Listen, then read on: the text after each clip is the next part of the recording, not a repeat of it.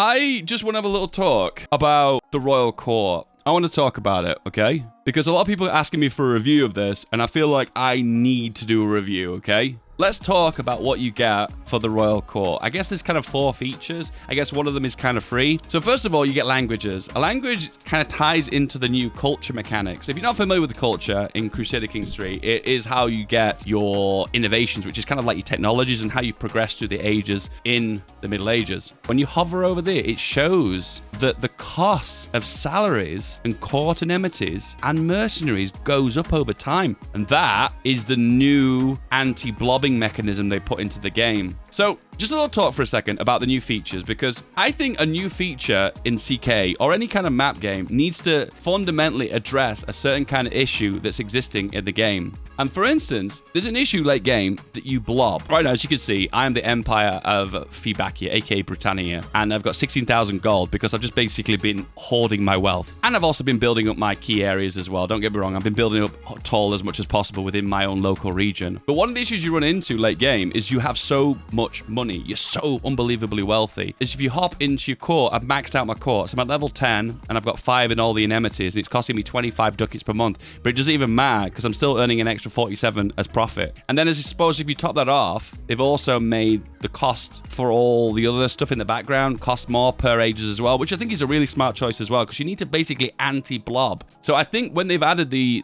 Royal Court and the indemnity system, they've done a really good thing, because what they've done is they've dwarfed the possibility of you snowballing, even though it is still technically possible to snowball. If, for instance, I wasn't as a smart player and didn't have as many counts as this because I'm 9 of 10, it probably would have been a lot more difficult to maintain my power as well as my wealth. And one of the things that you do late game that's really effective is you get thoughtful for the gifts, you stack your diplomacy, and then you mass throw gifts at people, and it's really effective. If I had like 20 in diplomacy, those gifts would give like 100 to 150 relations, which is just mad OP. Anyway, that's just a late game strategy, whatever. There's 2 issues with the Royal Court. I'm going to go through all the 4 features. So Royal Court is great and everything. I think it adds a little bit of texture to the game. If you're role playing, you can see your court and see it all and reflect back on your achievements and your victories, as specifically looking at banners that you've captured of enemies, for instance, and looking at swords and stuff that you've got in wars and etc. I think it's really cool. It adds texture to that. And it's really cool to see people in your court and, well, you don't really interact with them, but I suppose you see them in your court and you click on them and see who they represent. That's kind of interesting. It gives you extra flavor of kind of what the Middle Ages felt like. One thing I will say though is the events you get in the Royal Court are just not very interesting and not very fun and a bit repetitive, and I get kind of annoyed with them. So right now you can hold a court if you want to, but get this, there's no downside of not holding courts. There's no downside. So my opinion, don't hold them. Some of them give good things, like this is a good event. It gives you a book, and for instance, you've got an option to get bonuses if you want to gamble, or for instance, if you don't care about books, you can just lose prestige. I don't know why you'd ever select that though. You got another one of your vassals approaching you that wants to get coinage rights. Once again, these are really frustrating. If I had never held courts, I would never have to see these events. So I don't have to deal with these issues that my vassals have got. And I'm just telling them to shoo him, go away. I'm not giving you extra rights. And this gives another option. You can want to, if you can build a city that's a bit cheaper. So 320 gold, I can build the city of Cunningham. Every time I've had this event, it's been in some other vassal's land. So why would I invest in someone else's vassal's land? Sure, it's a cheaper city, but why would I ever do that? So there is an example. 2 events. One event was like only positives, which is great. One event was negatives, only downsides. And the third event was a positive. So I suppose you're gambling. You go into your court and you basically say, vassals approach me, give me good news and give me bad news. But when you get 3 events that are all bad news, it's like, oh, so frustrating. You also do get events as well in your courtroom that aren't based on holding courts, that you can just have people randomly move in. And most of the time, those events are the same as well. Some of them are bad, some of them are good, whatever. The bonuses you tend to get from items tend to be a little bit small. And they feel like the way you're meant to play it is you kind of build them up over time and keep adding more and more to your stack, to the point where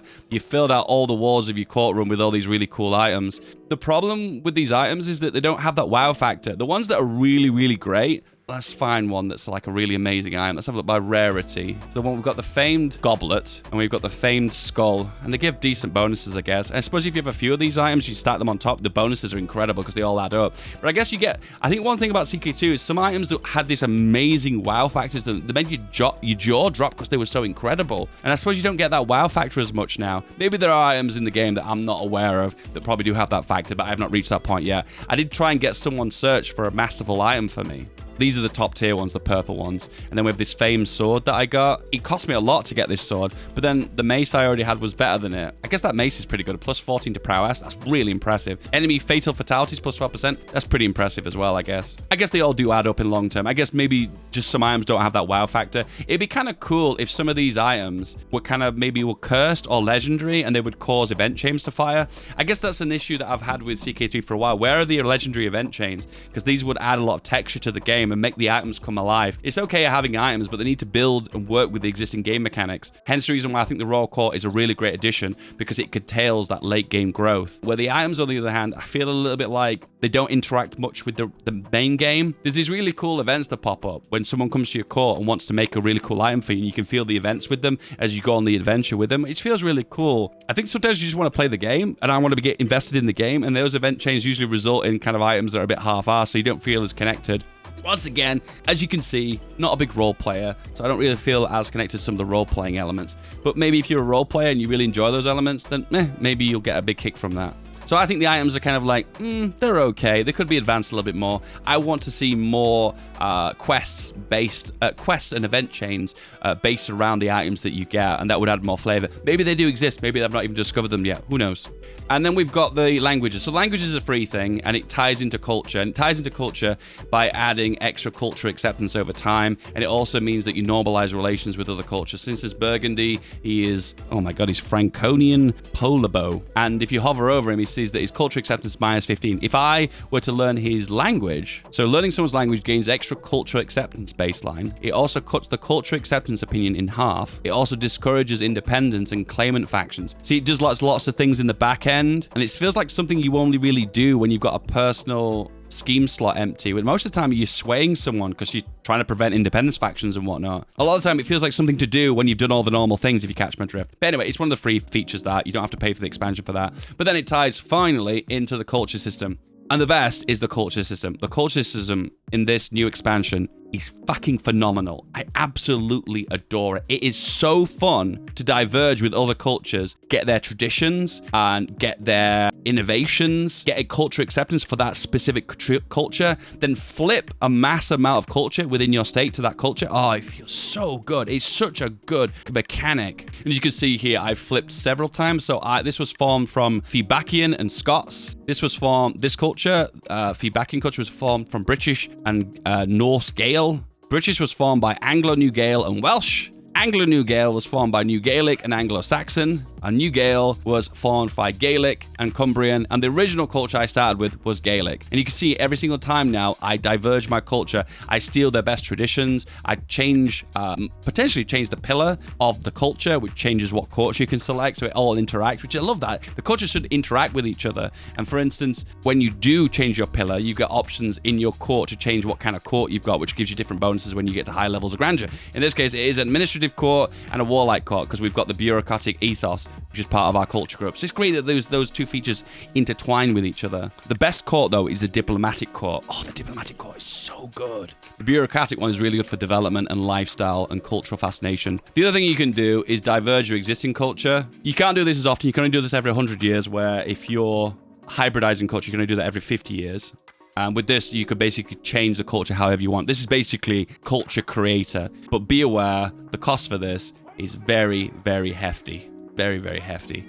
And if you were to change a bunch of traditions as well, which is something you probably should do more slowly, that cost really goes up. Just be aware, with this one, it's a bit of a weird mechanic because you have to create a new culture out of basically the one you've already got. You still keep the language, you still keep the marital customs, and you can change the aesthetics based upon what it originally came from. But you can basically change the pillar to whatever you want. I guess if you really do want a brand new pillar to go for a different ethos for your court, it is an option for you. But beware, it's expensive. But remember, I like it that it's expensive, because if it's expensive, it means you've got to work for it, which is always good. Also, you can reform the culture. The way reforming works, it just lets you add an extra tradition. In this case, I've gone for Bound by Faith, which you gain over time, and you pay a hefty amount of prestige to do that. Once again, it's really fun to build new traditions by diverging to the culture groups. For instance, if let's say I want to go for Basque culture and go for Visigoth codes, what I can basically do is try and get that culture by, I don't know, invading a Basque county and building culture acceptance, then to eventually get Visigoth codes as part of the Scotland Forever culture group.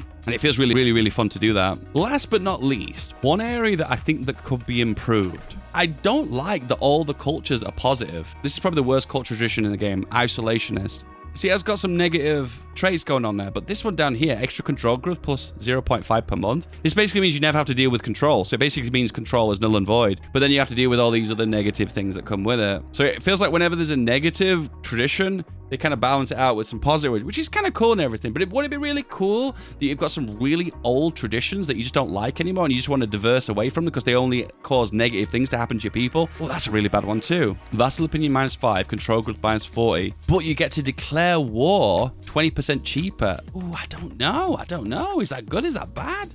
It'd be cool if there were some traditions that were just straight up bad. Straight up bad. Bad in every single way. So it would encourage you to move away from your old traditions, your culture, and move to new ones. That'd be really cool. And it'd be really cheap, like maybe 1,000 prestige, 800 prestige, something like that, to remove one of your old tradition pillars. I thought that'd be really cool. Paradox are probably trying to play it safe, like trying to say that a culture growth has a negative element to it, because obviously that would upset probably the natives, wouldn't it? Also, some element that could be improved upon too is when you have an artifact in your inventory, it's really difficult to get rid of it. I have a bunch of items in my court right now, loads of artifacts. Now, which one of these are important to me? The ones I'm wearing, obviously. There's no indication in this history list and these items if I'm wearing them or not. Just a little tick box here saying this item is currently equipped. That would be so helpful because it lets me know if I want to repair the item or I want to discard it. And get this as well. You can't discard items. Like if I've got a really crappy item I don't like, let's say I just don't like this, there's just no way of getting rid of it.